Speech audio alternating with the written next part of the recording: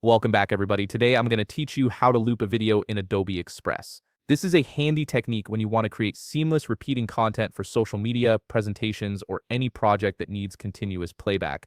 Let's jump right into it. First, open your web browser and navigate to new.express.adobe.com. Once you're on the Adobe Express homepage, go ahead and log in with your credentials to access your account. After you've successfully logged in, you'll be directed to the main workspace where you can start creating.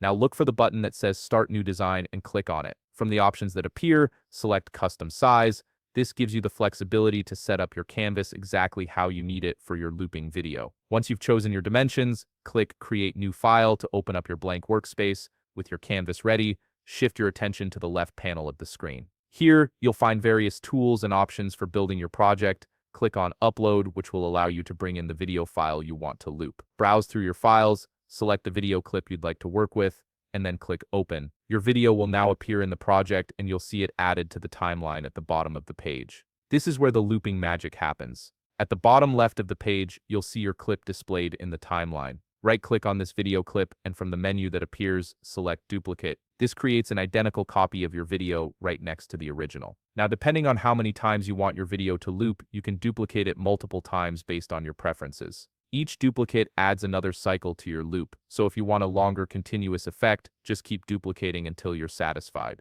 Once you've created all your duplicates, you might notice the playhead or slider sitting somewhere on the timeline. Drag the slider all the way to the left to position it at the very beginning of your sequence. This ensures that when you preview your work, you're watching it from the start. In order to test how your looped video looks and flows, locate the play button and click it. This will play back your entire sequence, allowing you to see how smoothly your clips transition from one to the next. If everything looks good and the loop appears seamless, you're all set. And there you have it, you've successfully created a looping video in Adobe Express by duplicating your clip and arranging it in the timeline. If you found this video helpful, please leave a like, subscribe, and see you in the next video.